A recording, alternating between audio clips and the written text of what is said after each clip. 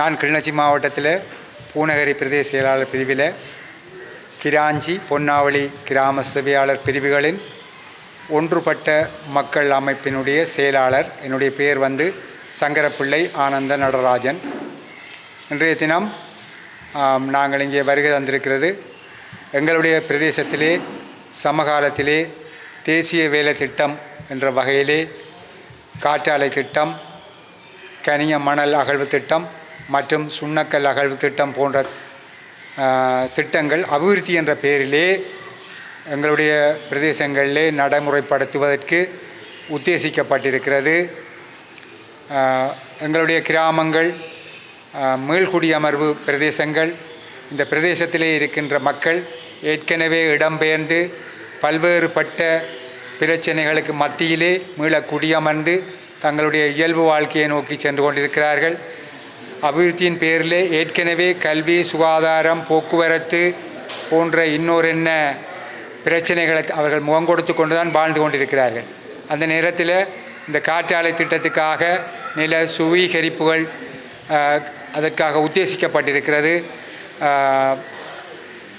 இதற்காக மீள்சக்தி அமைச்சினுடையவர்கள் இங்கே வருகை தந்து இந்த இடங்களை பார்வையிட்டிருக்கிறார்கள். அதே போல் கனிய மணல் அகழ்வுக்காக சுரங்க ஆய்வு பணியகத்தினுடைய அனுமதியின் பேரிலே இங்கே ஆய்வுகள் மேற்கொள்ளப்பட்டிருக்கிறது. அதே போல் சுண்ணக்கல் அகழ்வுக்காக சீமந்து நிறுவனம் ஒன்று அங்கே பொன்னாவளி கிராம சேவையாளர் பிரிவிலே நிலை கொண்டிருக்கிறது. இதெல்லாம் எங்களுடைய இயல்பு வாழ்க்கைக்கு அச்சுறுத்தலாக அமைகிறது.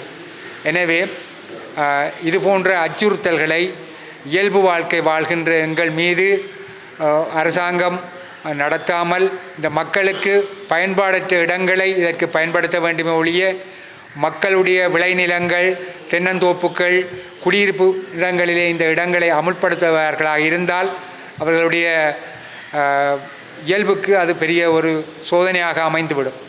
ஆன வகையில் மக்கள் பாதுகாப்பாக இருப்பதற்கு அரசாங்கமும் ஆட்சியாளர்களும் மக்கள் பிரதிநிதிகளும் ஒத்துழைக்க வேண்டும் என்று இந்த சந்தர்ப்பத்திலே கேட்டுக்கொள்கிறேன்.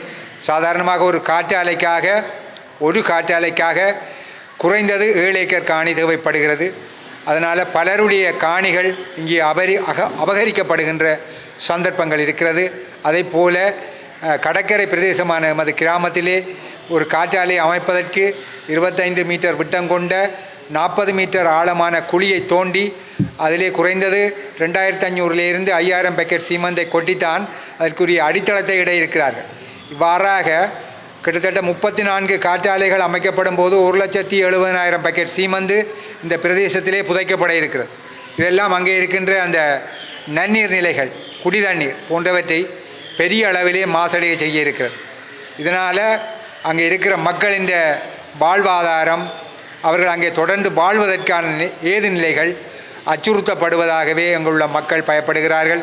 இதற்காக ஏற்கனவே நாங்கள் ஆர்ப்பாட்டங்களை செய்து ஜனாதிபதிக்கு பல 100 கையொப்பங்களுடன் கடிதங்களை அனுப்பியிருந்தோம். இருந்த போதிலும் இன்று வரை எமக்கு உரிய பதில் கிடைக்கவில்லை என்பது ஏமாற்றமாக இருக்கிறது. முன்பு ஒரு காலங்களிலெல்லாம் ஆட்சியாளர்கள், அதிகாரிகளுக்கு நாங்கள் ஒரு கடிதத்தை அனுப்பினால் அந்த கடிதம் கிடைக்க பெற்றதென்றாவது உடனே எங்களுக்கு ஒரு பதில் ஒன்று கிடைக்கும்.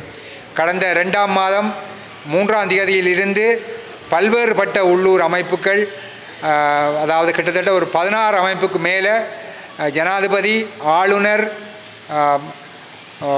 அரசாங்க அதிபர், பிரதேச செயலாளர், அதே மாதிரி பிரதேச செயலகத்தினுடைய தவிசாளர், அதே போல் அரசியல் கட்சி பிரதிநிதிகள், உள்ளூரில் உள்ள தமிழ் தேசியம் பேசுகின்ற சகல அரசியல் கட்சி பிரதிநிதிகளுக்கும் இதுவரைக்கும் நாங்கள் மட்டுமல்ல, உள்ளூரில் உள்ள 15-16 அமைப்புகள், கிராம முன்னேற்ற சங்கங்கள், மாதர் சங்கங்கள், விளையாட்டுக் கழகங்கள், கோவில் நிர்வாகங்கள் என்று கடிதங்கள் அனுப்பியிருக்கிறோம்.